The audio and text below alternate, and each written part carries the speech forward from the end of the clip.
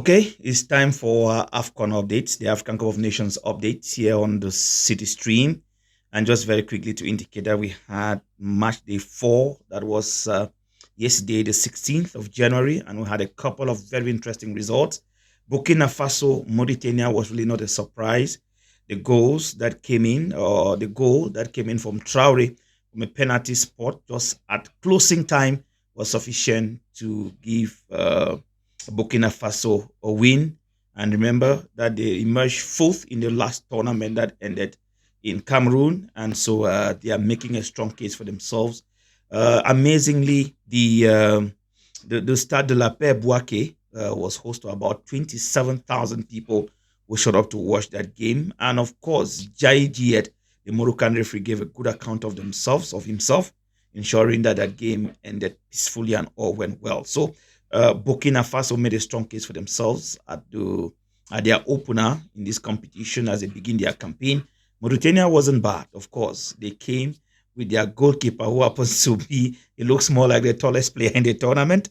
But then, all the same, he gave a good account of themselves and considered, from a penalty spot, you won't judge him for that. He didn't cost a penalty. So, it happens normally. And I hope that the team is going to pick up the pieces and face their next game with a lot of energy. Following the game against Burkina Faso and Mauritania, we had Tunisia and Namibia. This was a shock of the day. The goal that came from Cote at the 88th minute was sufficient to give the Namibians a brilliant win in this competition, shocking the Northern Africans. This was a surprise to many, including myself. I don't know whether you were that surprised as well, but I think that to the many people who showed up at the Madogon Coulibaly Stadium in Korongo actually witnessed that game with a lot of surprise, because to have played for 45 minutes in the first place without a game, many people were like, Namibia had done it. But then lots of people, including myself, were not too sure of the fact that the big surprise was still right ahead. And it only took Omar Abdul Darir Atan, the Somalian referee, to be able to point straight to the penalty spot at the 88th minute to award that penalty to Namibia to give them a very merited penalty, of course. To give them a win. This is what it takes also for experience. You agree with me? Sometimes when you find difficulties getting the ball to the back of the net, what you may eventually do is to create an opportunity for a foul. And if it happens within the 18-meter box, of course, you get that luxury of getting a penalty. This was not too good.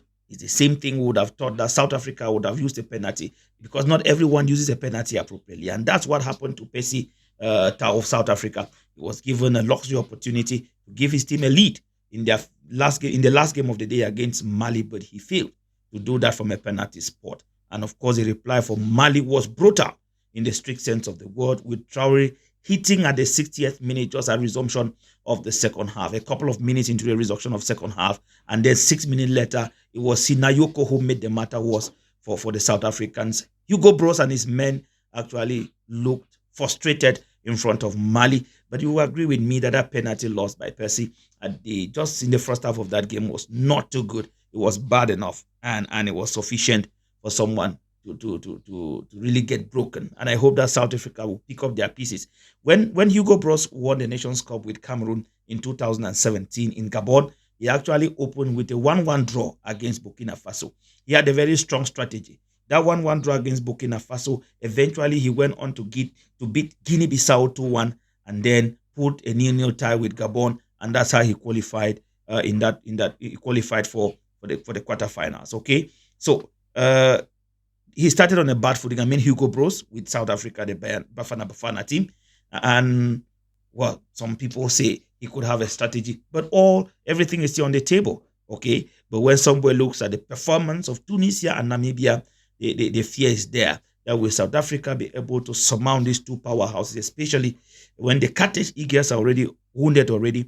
You can know that it will definitely not be too good for the next outing. So Mali ended up beating South Africa 2-0, and of course, to say the least, that's the way it is. And the surprises have been many, but the South Africa Mali game, many people had actually predicted Mali was going to win. And so we're looking forward to day 5 fixtures of the African Nations Cup today. That will be in by 5 p.m. and later on at 8 p.m. We're looking forward to the entry of Morocco, this they remain the favorite following their beautiful performance.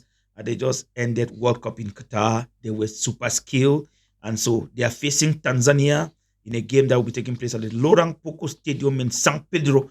It's going to be a must-watch fixture for many who want to see Morocco again after the World Cup. The DRC and Zambia will be returning to action at the same stadium later in the evening, and so people want to see DRC and Zambia again. I don't know what your speculations are, what your forecast for that game will be, but of course I know that today, which happens to be the closing of the group stages of the competition, or the first round matches of the group stages, will definitely going to be something you want to watch. Okay, so I want to thank you very much for following us on this our AFCON update.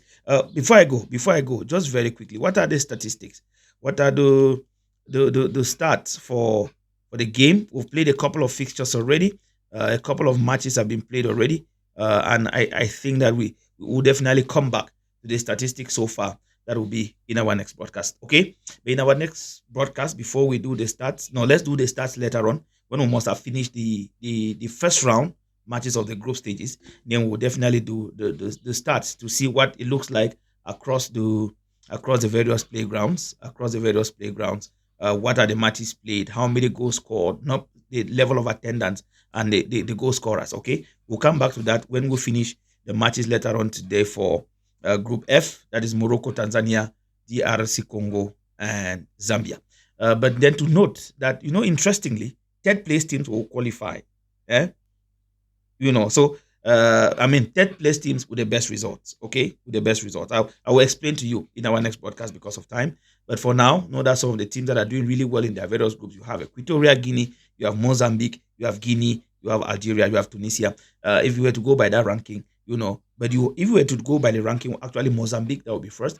And so we'll explain to you how the best teams to qualify for the next phase of the competition will be chosen. From now, for me, Bakaderic, and the rest of the team, please goodbye. Don't forget to subscribe to our channel for more updates on the African Cup of Nations. You can also subscribe and follow updates on the Asian Cup. We have it all here for you. See you soon.